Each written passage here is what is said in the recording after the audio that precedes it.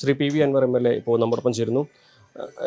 Shri Anvar M L A, കഴിഞ്ഞ ദിവസത്തെ ഒരു ദിവസത്തെ ജയിൽവാസം അത് രാഷ്ട്രീയമായി അങ്ങയുടെ രാഷ്ട്രീയ ജീവിതത്തിൽ ഒരുപാട് മാറ്റങ്ങൾ ഉണ്ടാക്കിയെന്ന് കരുതുന്നുണ്ടോ?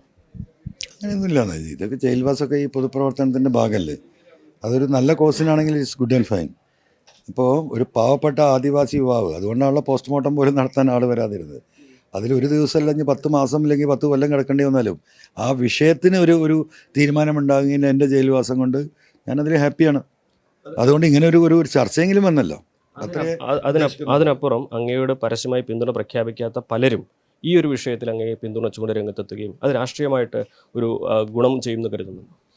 അല്ല, ഇത് രാഷ്ട്രീയമായിട്ട് ഗുണം ചെയ്യല്ലോ, ഈ വിഷയമാണ്, അല്ലാതെ ഞാനല്ല ഗുണം ചെയ്യുന്നത്. ഈ വിഷയം വളരെ സീരിയസ് ആണ് എന്ന് പൊതുസമൂഹത്തിൻ്റെ ശ്രദ്ധയിലേക്ക് വരികയും അത് അതിശക്തമായി ഏറ്റെടുക്കാൻ UDF തീരുമാനിക്കുകയും ഇന്നലെ ബഹുമാനപ്പെട്ട പ്രതിപക്ഷ നേതാവ് പറഞ്ഞല്ലോ, കോൺഗ്രസ് ആ വിഷയം ഗൗരവമായിട്ട് സമരം നടത്താൻ തീരുമാനിച്ചിരിക്കുന്ന ഘട്ടത്തിലാണ് ഈ വിഷയങ്ങൾ കത്തിക്കയറുന്നത്. അപ്പോൾ സ്വാഭാവികമായിട്ടും എല്ലാവരുടെയും ആ സമരത്തിന് എന്താ പറയുക, ഈ ഒരു വിഷയത്തിൻ്റെ എത്രത്തോളം ഇതിൻ്റെ സീരിയസ്നെസ് ഉണ്ടെന്ന് പൊതുസമൂഹം, മറ്റ് സാധാരണ നമ്മൾ നടക്കുന്ന സമരങ്ങൾ പൊതുസമൂഹം ഒന്നും ഇങ്ങനെ കേട്ടുവിടുന്നുള്ളൂ. പക്ഷേ ഈ സമരം ഇനിയിപ്പോൾ UDF നടത്തിയാൽ പൊതുസമൂഹം വളരെ ഗൗരവത്തോടു കൂടി കേൾക്കും. കാരണം ഈ ഗൗരവം ഇങ്ങനത്തെ ചില ഇൻസിഡൻറ്റ് കൊണ്ട് എന്തായി ചർച്ച ചെയ്യപ്പെട്ടു. ആദ്യമായിട്ടല്ല ഒരു സമരം നടത്തുന്നതും നാശനഷ്ടങ്ങൾ ഉണ്ടാകുന്നതും. പക്ഷേ അറസ്റ്റ് അതൊരു MLA രാത്രിക്ക് രാത്രി എന്നുള്ളത് അത്ര കേട്ടുകേൾവിയുള്ള ഒന്നല്ല. അതിന് പിന്നിൽ കൃത്യമായ രാഷ്ട്രീയ കാരണങ്ങളുണ്ടെന്ന് അങ്ങ് ആവർത്തിച്ചിരുന്നു അല്ലേ? അതെ, തീർച്ചയായിട്ടും രാഷ്ട്രീയ കാരണം ഞാൻ പറഞ്ഞില്ലേ. കഴിഞ്ഞ ഒരാഴ്ചയായിട്ട് നിങ്ങളൊക്കെ പല വാർത്തയും കൊടുക്കുന്നുണ്ടല്ലോ.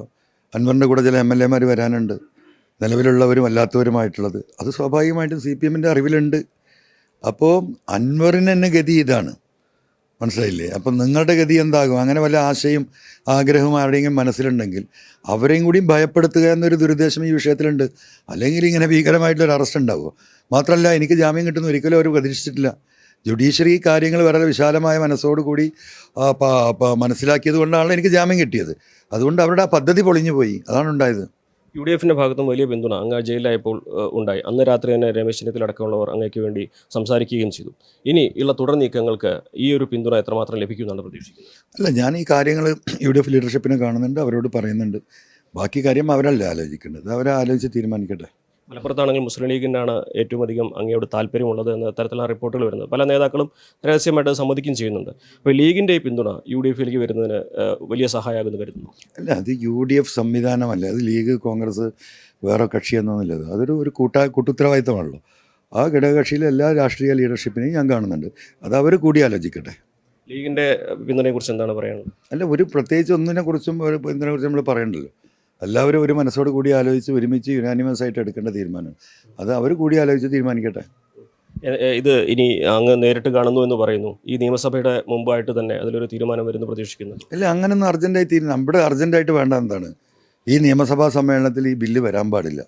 അതിനെതിരെ ശക്തമായിട്ടുള്ള നിലപാടാണ്. അതാണ് എൻ്റെ മുന്നിലുള്ള വിഷയം. അല്ലാതെ എൻ്റെ UDF പ്രവേശനത്തിൻ്റെ തിരക്കല്ലല്ലോ ഇവിടെ. കാരണം അതിന് ഇനിയും സമയമുണ്ടല്ലോ. അത് അവരാലോചിക്കട്ടെ, അത് ഞാനല്ലല്ലോ പറയേണ്ടത്. ഒറ്റയ്ക്കല്ല, ഒരുമിച്ച് കുറച്ച് പേര് കൂടി ഉണ്ടാവും അങ്ങയുടെ കൂടെ തന്നെയാണ് അങ്ങ് നേരത്തെ പറഞ്ഞിരുന്നത്. തീർച്ചയായിട്ടും അതുണ്ടല്ലോ. അത് UDF കൂടി ആ കാര്യങ്ങൾ അവർക്കും അത് മനസ്സിലാക്കേണ്ടതുണ്ടാവും. അവർ മനസ്സിലാക്കുമ്പോൾ അതിന് അനുസരിച്ചുള്ളൊരു തീരുമാനം ഉണ്ടാകുമായിരിക്കാം. എന്താണെങ്കിലും ഒറ്റയ്ക്കാവില്ല രാഷ്ട്രീയത്തിൽ എന്ന ഒരു പ്രതീക്ഷ തന്നെയാണ്. തീർച്ചയായിട്ടും അങ്ങനെ തന്നെ. UDF-ന്റെ തീരുമാനം അത് ഏറെ വൈകാതെ ഉണ്ടാകുമെന്നൊരു പ്രതീക്ഷ കൂടിയാണ് അദ്ദേഹം പങ്കുവയ്ക്കുന്നത്. അഖിലോട്ട് പറയ്ക്കൊപ്പം CV അനുമോദ്, ന്യൂസ് 18.